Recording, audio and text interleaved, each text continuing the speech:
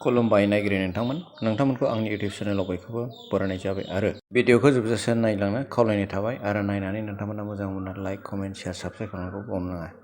नायगिरि नोंथांमोननिसिम आं मोनसे मेसेज होनो गोसो जानाय बेनोदि दाखालिसो आं हलिडे ट्रिप लानानै कामरुप जिल्लानि सिङाव थानाय हाजोआवहाय बाबा हयग्रिब मन्दिराव बेरायदोंमोन आरो बे हाजोनि मणिकुट होननाय मोनसे हाजोनि सायावनो बे बाबा हयग्रिब माधबनि मन्दिरा दङ।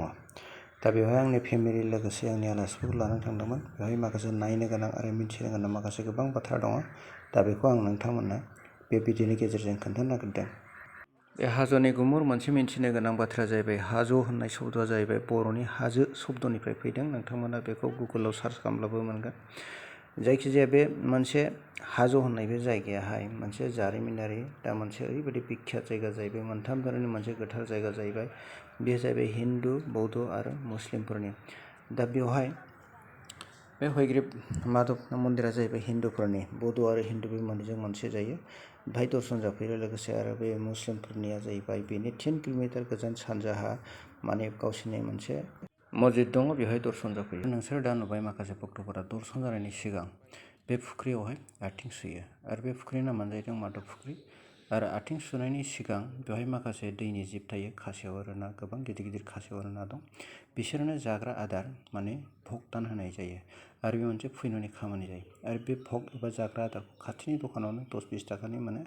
बेखौ होनानै माने बिसोरनियाव नोंनि मन'बांसा मा उद्देश्य गोसोजों गोसो बिनानै लानांगौ। मानो होनबा बे दैयाव थानाय जिब खासेव आरो नाफोरा बिष्णुनि बाहन होननानै बिसास खालामो। बे मन्दिरनि ट्रास्टनि मानसिफोरा प्रटेक्टेड हिसाबै बेखौ सारिफाले बेरा होनानै माने दोननाय जादों।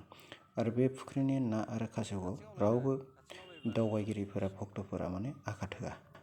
आघात होयोब्ला आघात होगिरि बेक्तिया माने लोगो लोगोनो माबा मोनसे देहायाव हानि जानाय बा खथि जानायनि माबा मोनसे सिन एबा फोरमानखौ मोनो होननानै बिसास खालायो।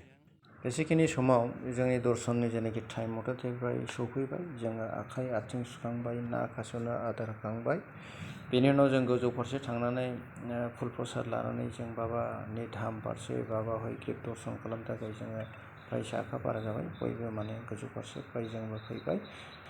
दानिया जोङो बाबा हयग्रिब धाम फारसे थांगासिनो दं। एसे सिगाङावनो जोङो मन्दिरनि सिरिखौ जों मोनहैसिगोन।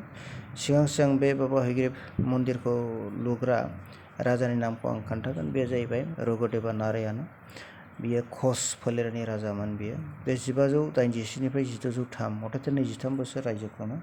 बियो राजा जानायनि उनावनो 1581निफ्राय 1583 मथथे बोसोरथामनि गेजेराव बे मन्दिरनि आबुं महरखौ बियो लुफुंनानै होयो। लोगोसे बिथाङा गोजौ हाजोआव थानाय मन्दिराव थांनानै दर्शन जानो थाखाय 108 सिरिबो बानायनानै होयो।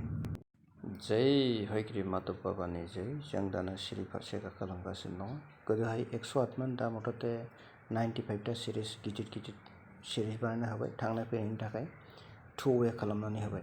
आं दा हयग्रिब अबतारनि सोमोन्दै फंनैसो बुंसै। हयग्रिबा जाहैबाय बाबा बिष्णुनि मोनसे जुगनि अबतार।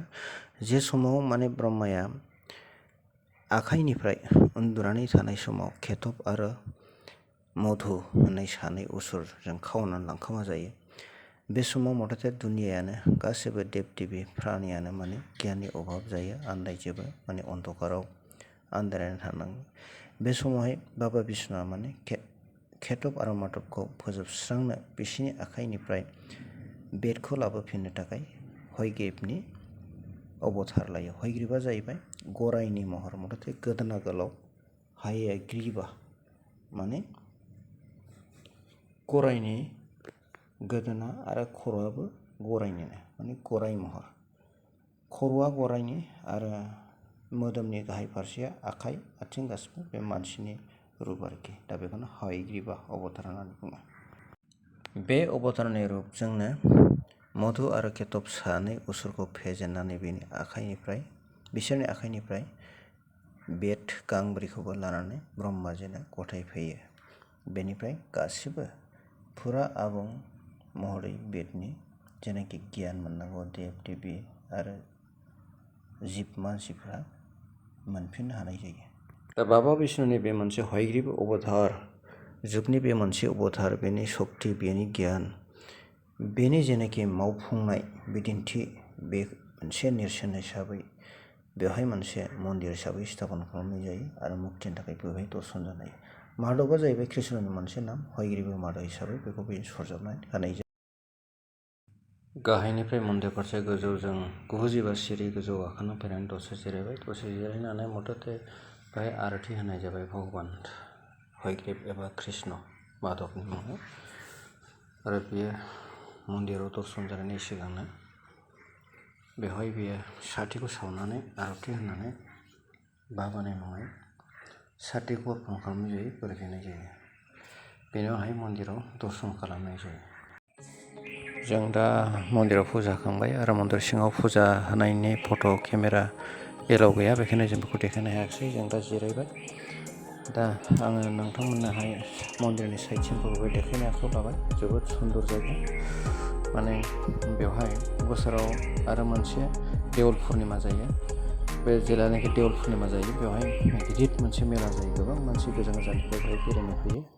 माने बेयो मोनसे ओरैबायदि मोनसे रांखान्थिनि मोनसे आरजिनायनि मोनसे जायगा जाहैबाय।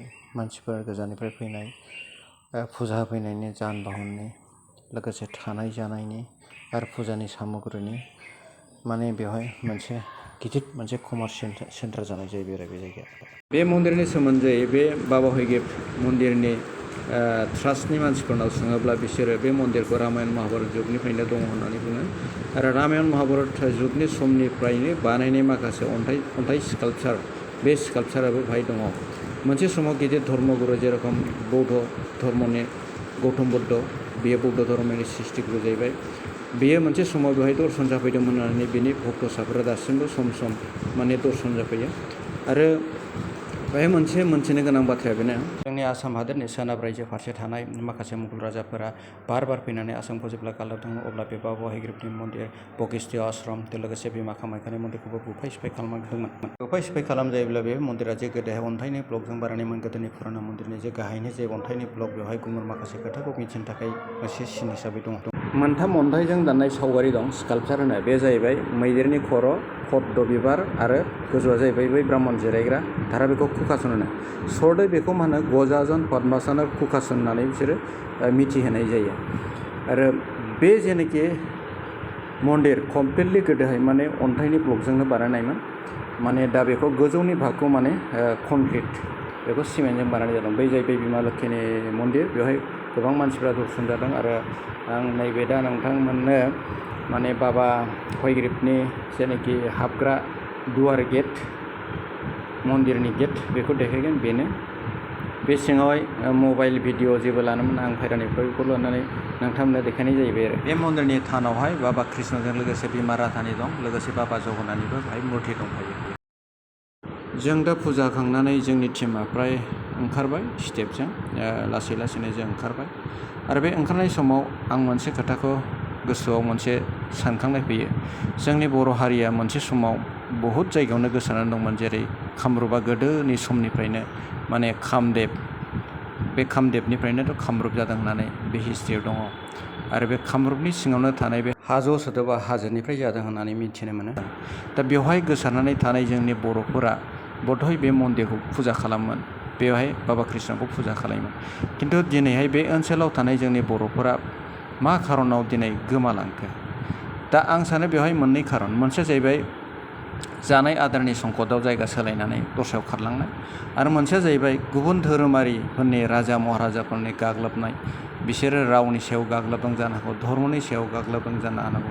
दा बे समनि गेजेरावहाय गावबागावनि जिबनखौ बासायनो थाखाय बे जायगायाव थानाय गोहोगोरा माखासे हारिफोरनि कालचार, राव, धोरोम, बेखौ लानानै गोरोबनानै जोंनि हारिया बेहाय गोमालांदों होननानैबो आं सानो। दा नोंथांमोना आंनि भिडिअखौ नायनानै माने बेखौ नोंसोरो कमेन्ट होनो हागोन, मा खारननि थाखाय? जानाय आदारनि संकटनि थाखाय ना मोनसेया धोरोम आरो राव हारिनि संकटनि थाखाय? बेखौ नोंसोरो कमेन्टआव लिरनानै होनो हागोन रायजो। आरो नोंसोरो कमेन्टआव मोजाङै लिरनानै होनानै शेयार खालाम, जाहाथे जोंनि साफ्रोमबो बर' मानसिफोरा जाहाथे गियानाव जायो भबिष्यतआव जोंनि दानि जाखांफुनाय बर' राव, हारिमु, कालचार, धोरोमफोरा बेबादि गोमानानै थाङा। जेरावबो जेरै दं जाहाथे मोजाङैनो गोग्गोमै थांनानै थायो आरो जेब्लाबो जौगासार हिसाबै थायो।